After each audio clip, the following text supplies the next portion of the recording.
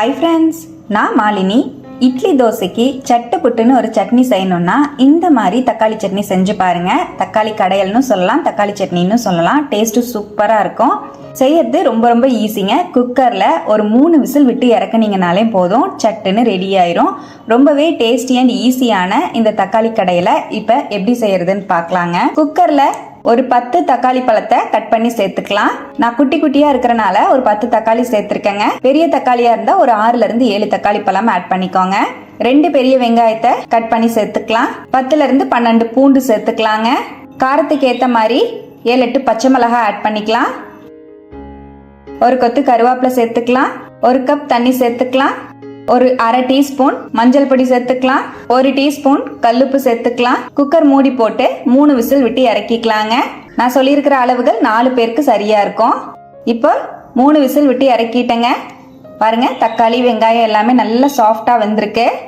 இப்போ இதை அப்படியே நம்ம மேஷர் வச்சு நல்லா மேஷ் பண்ணி விட்டுக்கலாம். நீங்க மத்து வச்சு கடைஞ்சு கூட விட்டுக்கலாம். நான் இந்த மாதிரி மேஷர் வச்சு நல்லா கடைஞ்சு விட்டுக்கிறேன். தக்காளியே தெரியாத மாதிரி நல்லா கடைஞ்சு எடுத்துருங்க. இப்போ நல்லா இந்த அளவுக்கு கடைஞ்சிட்டேன். இப்போ நம்ம சட்னிக்கு தாளிப்பு கொடுத்துக்கலாம்.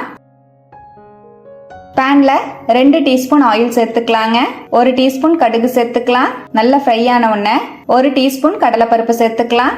1/2 டீஸ்பூன் ஜீரகம் ஆட் பண்ணிக்கலாம். நல்லா ஃப்ரை பண்ணி விட்டுக்கலாம். இதுலயே ஒரு கையளவு சின்ன வெங்காயத்தை உரிச்சு சேர்த்துக்கலாங்க. சின்ன வெங்காயத்துக்கு பதிலாக நீங்க பெரிய வெங்காயம் கூட ஆட் பண்ணிக்கலாம். ஒரு கொத்து கருவேப்பிலை சேர்த்துக்கலாம். நல்லா ஃப்ரை பண்ணி விட்டுக்கலாம்.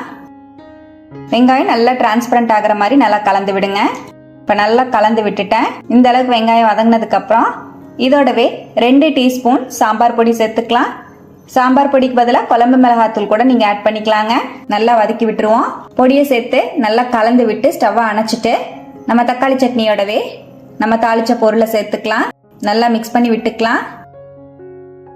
நல்லா கலந்துட்டு தாளிச்ச பேன்ல ஒரு 2 டேபிள் ஸ்பூன் அளவுக்கு மட்டும் தண்ணி சேர்த்து ஆட் பண்ணிக்கலாம். நல்லா மிக்ஸ் பண்ணி ஒரு 2 செகண்ட் மட்டும் அடுப்புல வச்சுக்கலாங்க. நல்லா கலந்து விட்டுட்டு கடைசியா நறுக்கின மல்லித்தலை சேர்த்துக்கலாம். ரொம்ப கொதிக்கவெல்லாம் விட வேண்டாம். ஒரு 2 செகண்ட் கலந்து மட்டும் விடுங்க அடுப்புல. இப்ப நல்லா கலந்து விட்டுட்டேன். அவ்வளவுதான். ரொம்பவே டேஸ்டி அண்ட் சிம்பிளான தக்காளி கடையல் சூப்பரா ரெடி ஆயிடுச்சுங்க. இட்லி தோசையோட வச்சு சாப்பிட அல்டிமேட்டா இருக்கும். கண்டிப்பா இது போல நீங்களும் செஞ்சு பாருங்க. செஞ்சு பார்த்துட்டு எப்படி வந்ததுன்னு கமெண்ட்ல மறக்காம என் கூட ஷேர் பண்ணிக்கோங்க. நம்ம சேனலை இப்பதான் ஃபர்ஸ்ட் டைம் பாக்குறீங்கன்னா சப்ஸ்கிரைப் பண்ணிக்கோங்க. பக்கத்துல இருக்கிற பெல் ஐக்கானையும் பிரஸ் பண்ணி வச்சுக்கோங்க. லைக் பண்ணிக்கோங்க. ஃப்ரெண்ட்ஸ் அண்ட் ஃபேமிலியோட ஷேர் பண்ண மறந்துடாதீங்க ஃப்ரெண்ட்ஸ். தேங்க்யூ.